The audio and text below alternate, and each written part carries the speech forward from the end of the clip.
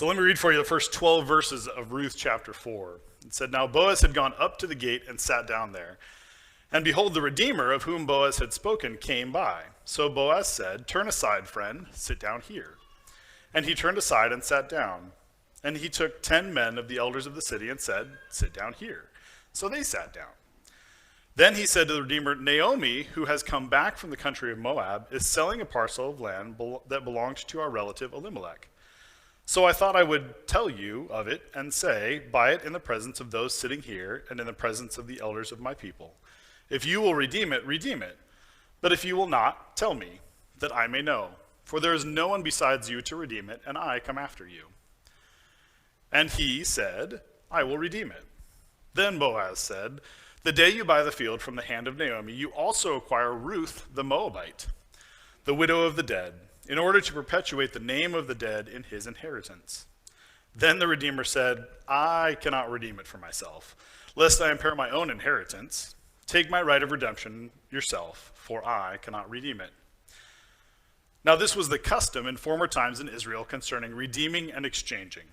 To confirm a transaction, the one drew off his sandal and gave it to the other. And this was the manner of attesting in Israel. So when the Redeemer said to Boaz, 'Buy it for yourself,' he drew off his sandal. Then Boaz said to the elders and all the people, 'You are witnesses this day that I have bought from the hand of Naomi all that belonged to Elimelech and all that belonged to Chilion and Mahlon. Also Ruth the Moabite, the widow of Mahlon, I have bought to be my wife, to perpetuate the name of the dead in his inheritance, that the name of the dead may not be cut off from among his brothers, from the gates of his native place. You are witnesses this day.' Then all the people who were at the gate and the elders said, 'We are witnesses. May the Lord make the woman who is coming into your house like Rachel and Leah, who together built up the house of Israel. May you act worthily in Ephrathah, there you go, and be renowned in Bethlehem, and may your house be like the house of Perez, whom Tamar bore to Judah, because of the offspring that the Lord will give you by this young woman.'" So this is a perfectly ordinary scene, right? One that fits right into our normal narrative of how things happen, how things go down. This is one of those fun scenes that without a little bit of context, you just kind of read and go, okay, sure. Take off my shoe, give it to you. We're at the gates. I imagine going to the city limits of Phoenix and looking for people to witness a business transaction, how that would work for us, right? These are things that are just out of our context. These are things that we don't normally do. But at the end of the day, Naomi's prediction is correct. She predicted that Boaz would handle the issue immediately. There's lots there that we have to ask questions about. There's lots there about how Naomi knew where Boaz would be and when, and how she knew what he would do with the information. But we'll keep talking about that as we go. The gates is where business happened. The gates of the city is where the men went to congregate. The cities were actually quite compact, and there wasn't a lot of space for folks to sort of mull about inside the cities. So the gates where they would go. And the gate was also the most logical place for Boaz to find this Redeemer, because he'd be leaving the city to go out to do his work. He'd be going out to the fields in an agrarian society. So he knew that this was where he would find him. And he knew already, interestingly, just like Naomi knew the happenings of Boaz and sort of his personality, it seems that Boaz already knew who this Redeemer was. We've had no conversation about him up to this point. He has not appeared in the story, nor has the land, and yet Boaz knew who he was and where to find him. So you get the sense that there's been some things happening here, but the storyteller very intentionally just doesn't share this with us. He just doesn't tell us what's going on and how that information was known. The land itself is this new detail too. All of a sudden there's this land to sell. This wasn't a conversation that Naomi had. This wasn't a conversation that Ruth had. This seems like valuable information. Oh, and I own this land that could potentially provide for us. But we've been gleaning off of Boaz's land. We've been essentially begging and acting as the homeless and the needy when apparently we're landowners, which strikes you as a little bit strange, but that's really the sweetest part of the deal. So when Boaz presents this deal, he doesn't want to be found somehow swindling this gentleman. Hey, here's this woman. She wants to get married, have some kids. We want to perpetuate the name of her dead husband. Would you like to redeem her? No? Okay. And there's also land. And sneak it by, right? He starts with the sweetest part of the deal. He starts right down the front and says, Naomi wants to sell this land. And by our law and our custom, it's supposed to stay in the family. It's supposed to stay within that family unit. So they want to sell it back to a kinsman redeemer, right? The kinsman redeemer that Troy talked about last week. And so he says, there's this land she's selling. We'd like to keep it in the family. Are you interested in buying it? And you get this very terse answer. Yeah, I guess. Sounds good. Free land, right? It's not going to be entirely free, but at the end of the day, acquiring new land was complicated. And for him to take on a piece of land that would then become a part of his family's wealth would have been a wonderful deal for him. Almost no matter what he paid for the land, it would have worked out very well for him. But then the wrinkle, right? Then Boaz shares with him, oh, and by the way, Naomi's here with her widowed daughter-in-law. And if you buy the land, you get everything that comes with it, including Ruth, including the responsibility. This was part of it, right? This wasn't just about caring for two widows. This was the responsibility to father a child, but not a child that was going to be yours per se, one that was going to live on in the place of Mahlon, Elimelech's son, and who would then inherit the land when he was of age. So what was being asked of this gentleman, I think we're quick to write him off because he says, oh, sure, I'll take some land, and then he finds out there's widows involved, and then he's out of the deal just about as quickly as he was in the deal. And so we're a little bit fast to write him off as this bad guy, but at the end of the day, he did the math. And he said, so I'm going to spend how much money to quote-unquote purchase this land? I'm going to care for two widows who need someone to redeem them and take care of them. And I'm going to spend money to work the land, and I'll get some profits from the land for now, but then one day I'm going to lose essentially all of my investment. At this point, it's reasonable to assume that he had his own children already, and that's for whom he was protecting this inheritance. And once he finds out it's complicated, he says, nope. He says, I'm out. That's more than I can manage. So if you're interested in redeeming it, by all means, I would love to have you redeem it. And then we have this introduction, right? We have this ritual of sandals explained. And a lot of times when we get these narratives, we don't get this aside. We don't have a narrator who stops and says, hey, this is what's going on.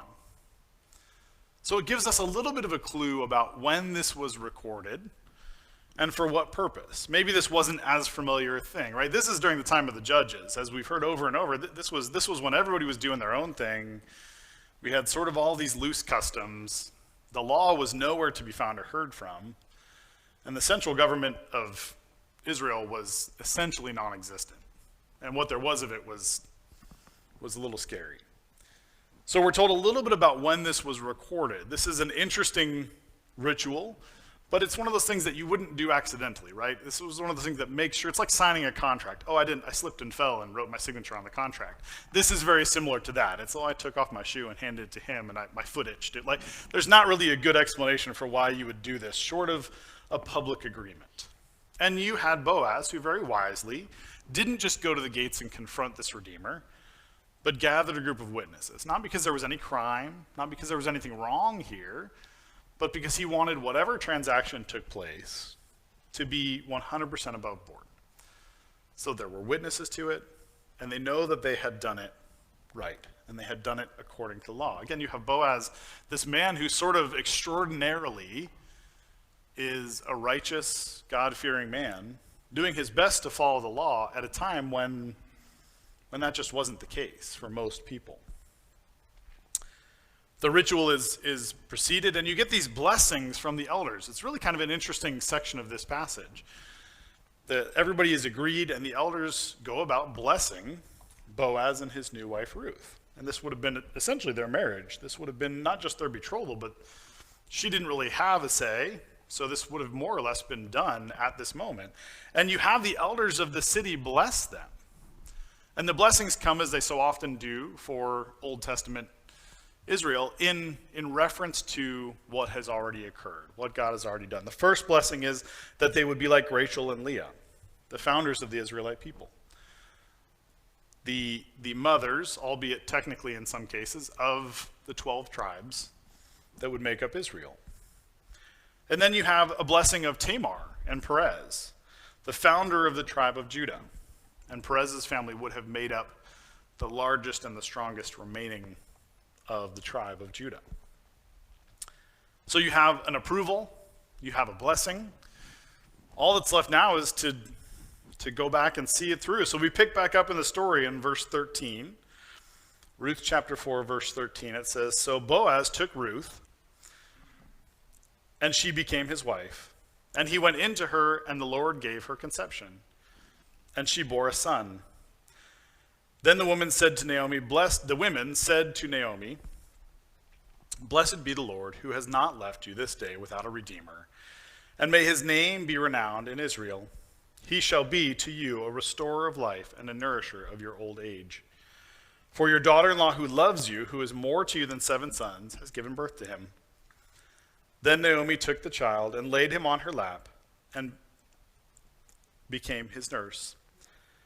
And the women of the neighborhood gave him a name, saying, "A son has been born to Naomi." They named him Obed. I'm going to make just a little bit of fun of my wife. I'm sure she'll forgive me or defend herself afterwards. This is a season when a certain channel just loves to play movies for us. And my wife does love her some Hallmark movies, right? And there are far worse things out there. So I'll give her some grace in the fact that she loves Hallmark movies, so I will sit and watch them with her because I'm a good husband. Not because I like them at all. But this is the season when Hallmark movies are very popular, right? And like every good Hallmark movie, this story has tied itself up beautifully into a bow. Everyone's happy again, despite all of the tumult and trouble. Boaz, the handsome, rugged, unexplainably single hero, ends up with Ruth. Ruth, the beautiful, hardworking, loyal, tragically single heroine, ends up with Boaz. And Naomi, the hapless victim of her trying life, is given hope again through the birth of this child. The child is placed in Naomi's lap. The neighbors are singing praises, and the scene fades to black. All of the brokenness has been restored. Everybody is happy. This is like a quintessential Hallmark movie. We've gone through all this trouble. We've had this drama. We had the climax, and then the new person came in, and it almost writes itself like a Hallmark movie. And it ends just about that same way. And just when you think it's over, if the bows aren't tied up quite neatly enough, the black screen comes up, and in that comes the epilogue, right? What happens to these characters next? And it continues in verse 17 through 22. It says, "They named him Obed. He was the father of Jesse, the father of David. Now these are the generations of Perez. Perez fathered Hezron. Hezron fathered Ram. Ram fathered Amminadab. Amminadab fathered Nahshon. Nahshon fathered Salmon. Salmon fathered Boaz. Boaz fathered Obed. Obed fathered Jesse. And Jesse fathered David." Right? The story, the epilogue appears, you read those words and you think, oh, not only did it work out perfectly for everybody, it went on into perpetuity and everybody was happy and everything was good. It is a beautiful story, and I love stories. So when you have a book like Ruth or a book like Esther, when you have books that are just these unfolding dramas, worthy of a novella or a Hallmark movie, they're fun to watch. They're fun to read. They're fun to share. And like any good Hallmark movie, there's lots of things that don't get explained, right? There's holes here that we're just not going to fill in because the author thought, that's not the point. That's not what we're here to talk about. And fundamentally, the problem with Hallmark movies and the like is we're so focused on the main characters and their happiness that we fail to see what's going on around them. We fail to really observe the means by which we arrived at where we are. And with Hallmark movies, that's okay, because it's a Hallmark movie. It's there to entertain us.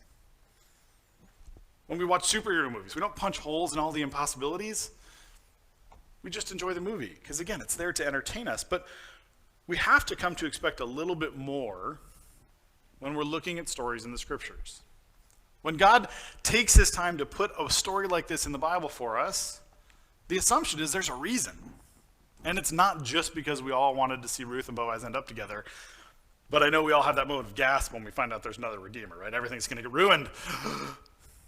But at the end of the day, it's not just because we want to see those two people happy. As I was reading with a brother this week, just coincidentally, a book by a gentleman named J.C. Ryle, a long dead brother.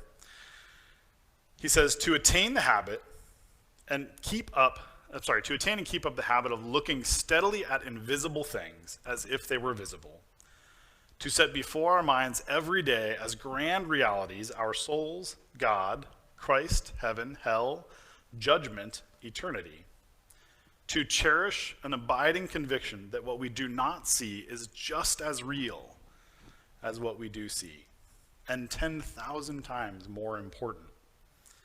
This is one way to become conquerors over the world. We have to make sure that when we're reading a story like this and when we're observing our own stories, that we don't get so wrapped up in what we can see, in the bow that we want to see get tied at the end of that story, that we miss what's happening around the story. That we miss that how we arrived there was wholly harmful to everybody involved, even if we're all smiling at the end.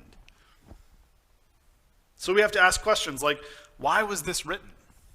If it wasn't just a story about Ruth and Boaz, why was it written? When and to whom? What did God intend to communicate by preserving this story for us to read later? Chapter 4 has offered us more clues to that than I think any of the other chapters. We're given a little bit of insight into the Jewish customs of the day. So we know that this was written sometime after. It's related back to the line of David. So it must have been written at least 2 generations later. And I think it was possibly recorded to preserve the memory of beloved grandparents and great-grandparents. My sister-in-law collected love letters from her great-grandparents and put them together in a book. Because we love to save those stories of how we came to be. Ancestry, this is something that maybe doesn't interest me as much as others, but something like Ancestry, where they're swabbing your cheek and then they're looking up everything they can find for you in history, and people are finding their identities in these histories. Whether that's right or wrong, helpful or unhelpful, at the end of the day, to know where we're from and to preserve that as something beloved is important. And I think that's why this story got saved, at least initially, right? That's why it traces back to King David. If I'm in the line of a king somewhere, that'd be fun to know, right? That's what you want to discover. You don't want to find out that you're not really from anything special. You want to find out that you're someone's king's son. That if I went back to Scotland right now, I could claim the throne. So I suspect that this story was saved for some of that reason. And what would the original hearers have understood? If this was written, let's say, sometime during or after the time of King David, what would the original readers have heard when they read this story? And I think what they would have read would have been much more like that Hallmark story, right? It would have been a righteous man and an exceptional, although pagan woman, rewarded for their righteous action, blessed because of their righteousness, and a familial blessing that continued on to King David. The ends being a part of the line of the greatest king of Israel justify the means. Whatever occurred to arrive there is fine because, hey, we were David's grandparents. The ends justify the means. If that's a lesson that was heard by the original hearers, what a lesson it was repeated throughout the history of Israel. If ever there was a repeated generational sin in Israel, it was one of two things. One was that the ends justify the means. That paternal sin comes up over and over. And there's a story that's actually linked to this one that I'm going to take just a moment to tell you. So I pray for a little bit of patience on your part, because I want to go back and read a chapter of Genesis for you. This idea of Judah and Tamar. This is one of those stories that if you haven't read it in a while, it's sort of an interesting story. And Perez is praised. Tamar and Perez are part of the blessing that's offered to Ruth and Boaz in their new marriage. Let you be like Tamar and Perez. So Genesis chapter 38, I'm going to read the first few verses of it. says it happened at that time that Judah went down from his brothers and turned aside to a certain Adulamite, whose name was Hira. There Judah saw the daughter of a certain Canaanite, whose name was Shua. He took her and went into her, and she conceived and bore a son. And he called his name She conceived again and bore a son, and she called his name Onan. Yet again she bore a son, and she called his name Shelah. Judah was in Chezib when she bore him. And Judah took a wife for his firstborn, and her name was Tamar. But Judah's firstborn, was wicked in the sight of the Lord, and the Lord put him to death. Then Judah said to Onan, "Go into your brother's wife and perform the duty of a brother-in-law to her, and raise up her offspring for your brother." Really quickly, this is just a very strange custom. And it's okay to acknowledge that as you're reading through this. This is a very strange custom. But Onan knew that the offspring would not be his, so whenever he went into his brother's wife, apparently more than once, he would waste the semen on the ground so as not to give offspring to his brother.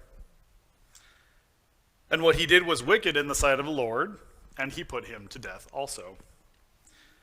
Then Judah said to Tamar, his daughter-in-law, "Remain a widow in your father's house till Shelah, my son, grows up." For he feared that Shelah would die, like his brothers had. So Tamar went and remained in her father's house. Right, so we can already see the differences in this story, right? We're not tracking real well. God is condemning people to death for their wickedness, but it gets better, don't worry. In the course of time, the wife of Judah, Shua's daughter, died. When Judah was comforted, he went up to Timnah, to his sheep shearers, he and his friend Hira, the Adulamite. And when Tamar was told, "Your father-in-law is going up to Timnah to shear sheep," she took off her widow's garments and covered herself with a veil, wrapping herself up, and sat at the entrance of Enaim, which is on the road to Timnah.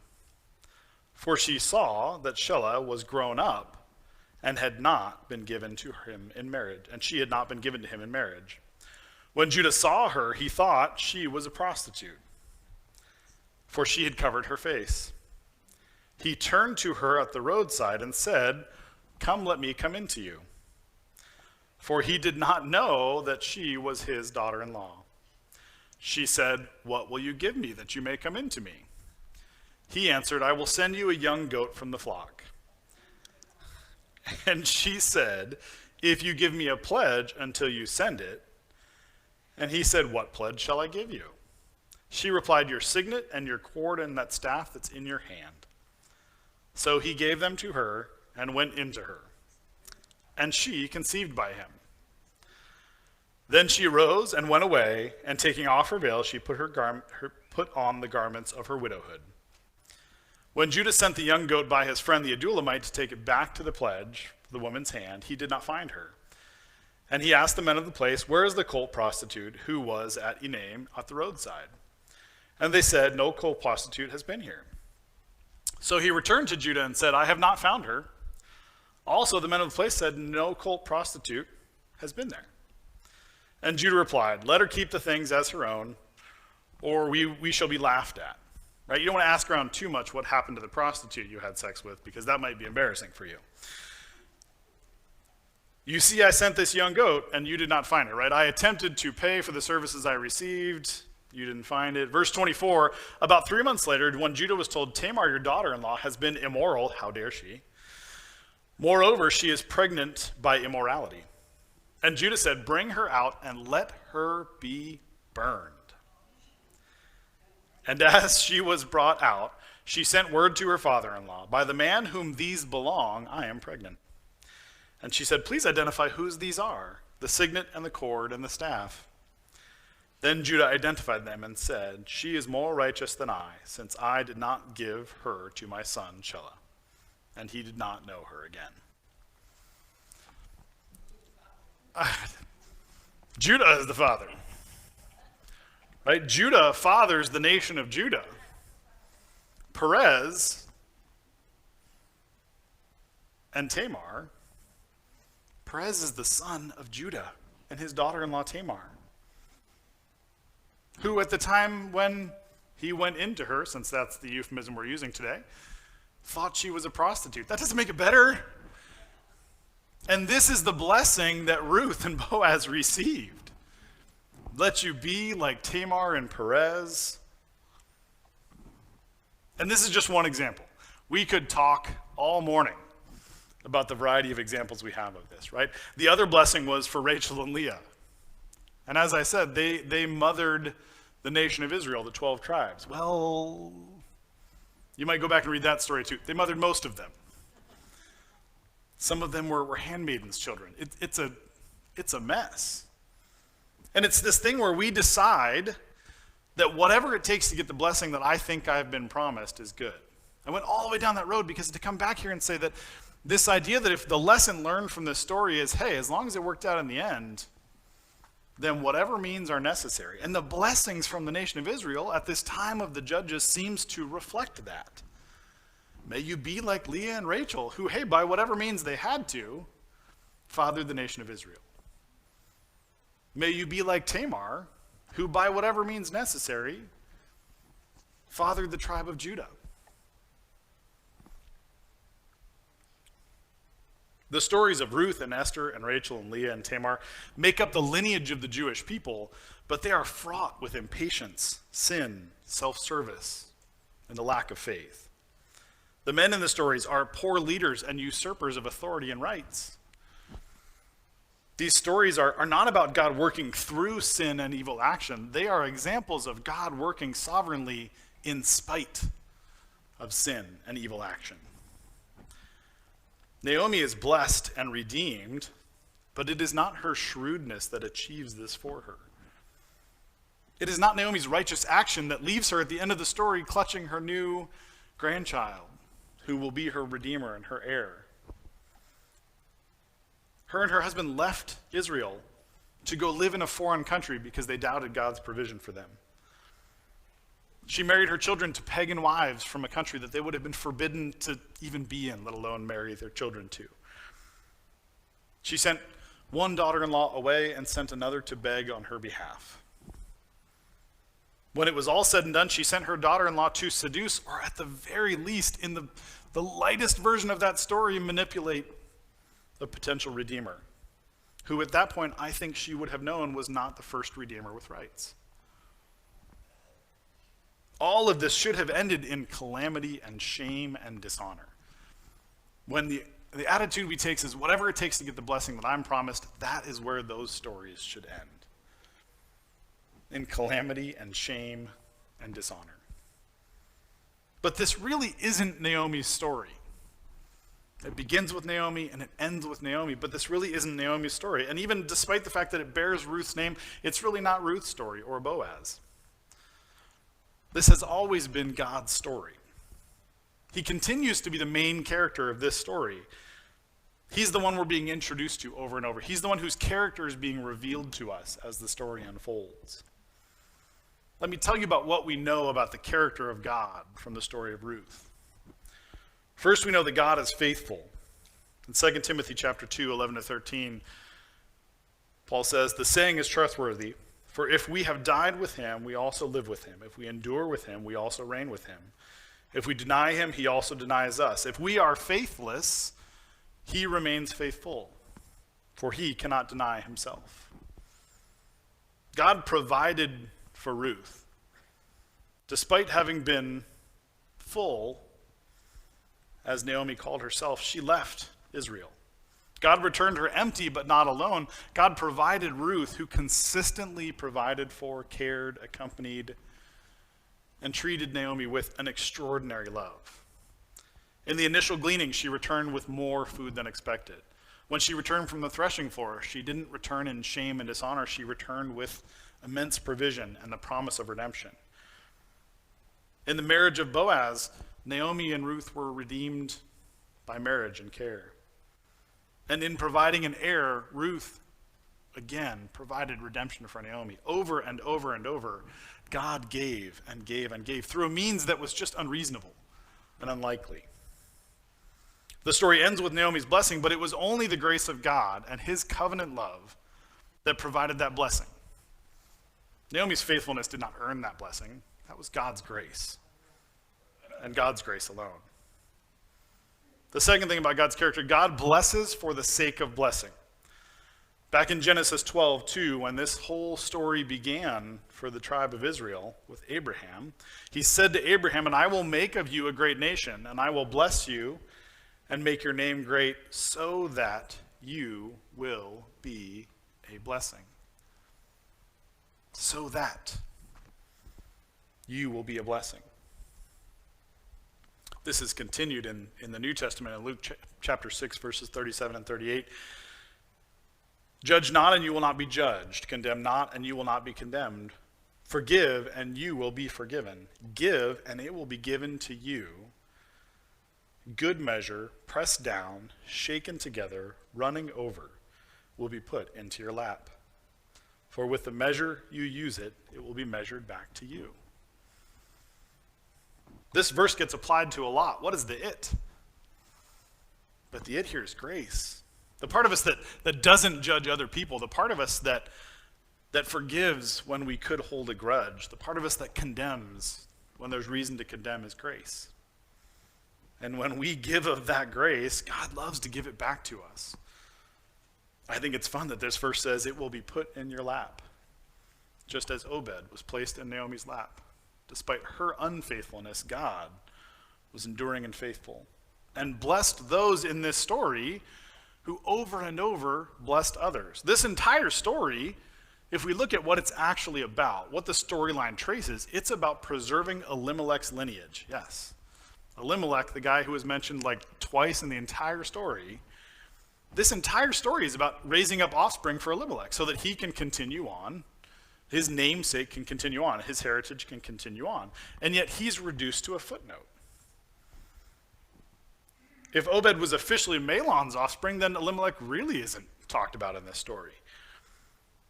The other person we see is the kinsman redeemer, right? There's actually a special measure of care taken by the author of this story to omit that person's name. Doesn't it seem strange to you that he knew exactly who he was looking for? We had a conversation in front of all these witnesses. We don't know his name. We're never told what it was. And when Boaz first reaches out to him, the translation in the ESV says friend.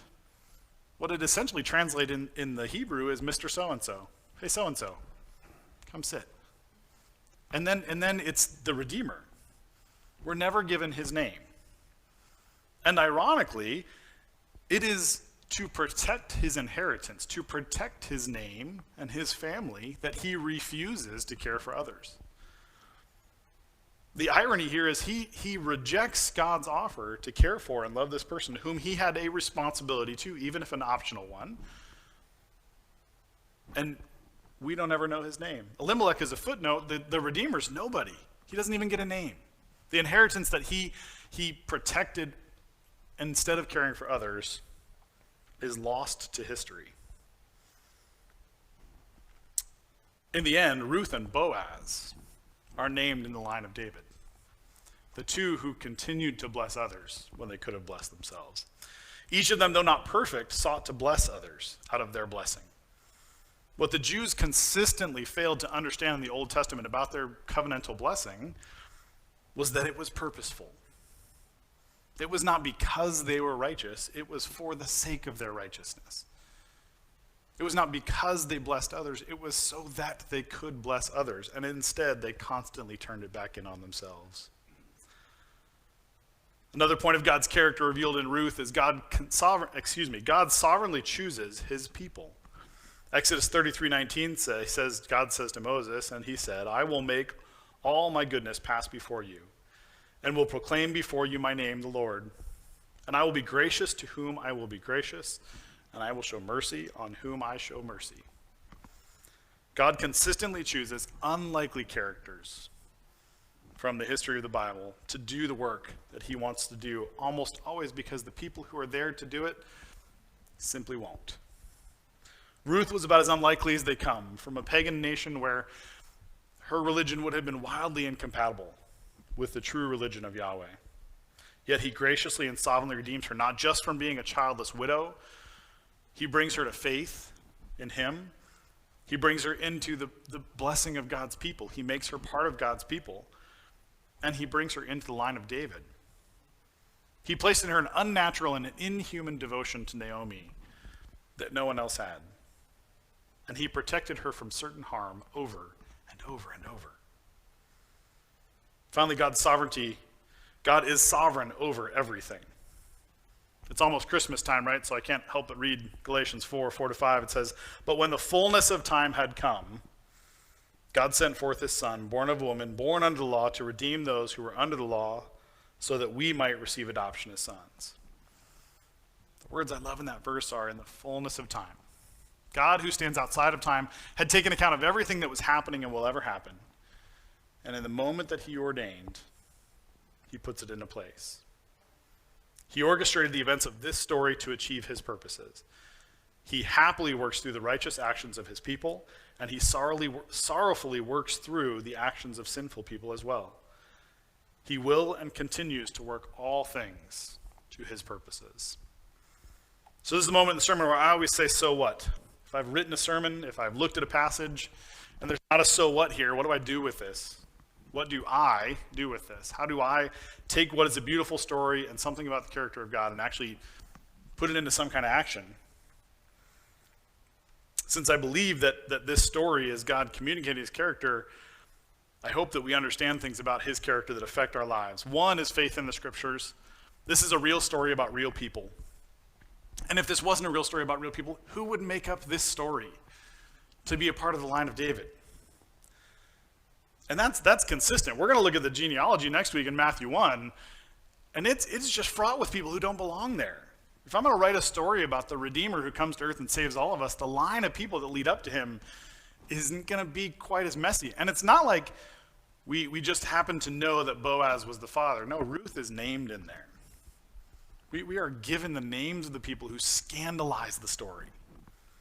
These are real stories about real people, and the facts were important. That's why they were included, so we can have faith in scriptures. The details mattered to the people who recorded these stories, or there just wouldn't be some of this weird stuff in there. I wouldn't have to come to you with verses that I don't understand because it just wouldn't be in there. We would have simplified it and made it easy.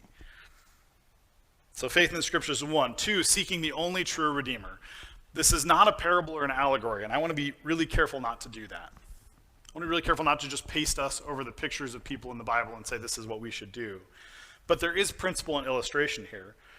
Ruth and Naomi had a closer Redeemer who could have taken instead of Boaz. But it was one with wrong motives.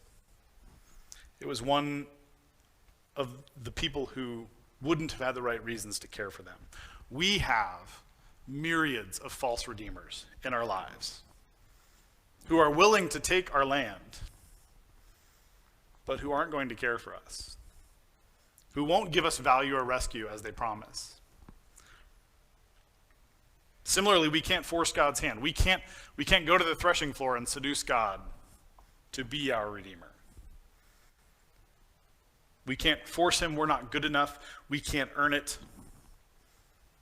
But what we can do is go to the right Redeemer and lay at his feet humbly and say as Ruth did, I am your servant. Spread your wings over me, for you are a Redeemer. If you don't know Christ, if you don't understand how Christ ultimately came to be the Redeemer for the world, that's a story I want you to hear, and I want you to ask about it. Come see me. Come see somebody else in this church who's been here longer. See one of the elders. Ask for prayer. There is only one true Redeemer who actually has your redemption as his highest goal, because that brings glory and honor to God the Father. There are false redeemers everywhere, things that promise all of those good things, but I promise they're not there to honor God or value you. The last point, if you're someone who already knows Christ as your Redeemer, to see ourselves as a part of God's larger story. Troy earlier in the series rightfully summed up the book of Ruth with Romans 8:28 and said, we know that for those who love God, all things work together for good, for those who are called according to his purpose. Yet the story isn't always good for me as an individual Christian. And when times are bad for me, it causes me to doubt God's goodness. It causes me to doubt God's truthfulness. it causes me to seek my own means for the blessings that God has promised me. Those Christians who are happiest are those who seek God's glory and honor first. If I place my hopes in my story, especially in one small part of my story, right? Because my happiness isn't just about my whole life. If my happiness were about my whole life, I'd be happy all the time. I got a pretty blessed life. But because there's this one grinding thing that I want, I am finding it difficult to be happy. Blessed in the Bible it often translates as happiness, which I don't love because I'm blessed and I'm not always happy. But what I think it translates better as is having a reason to be happy. And I am very blessed. If I choose not to be happy, it's not because I don't have reason to be happy. God gave me life. God brought me back to him. He gave me a chance to be with my family, care for and love others. If I'm not happy, it's not because I'm not blessed. It's because I am choosing to reject that blessing. What God wants us to do is see ourselves as a part of the bigger picture. That good that God promises in Romans 8:28 isn't always for me right now today. Sometimes I get to be the guy bearing the burden right now today. But if we can see ourselves as part of that bigger story, what he truly wants to do is give us more blessing, pressed down, shaken, and running over. If only we will get out of his way and let him do it for us. Let me pray for us.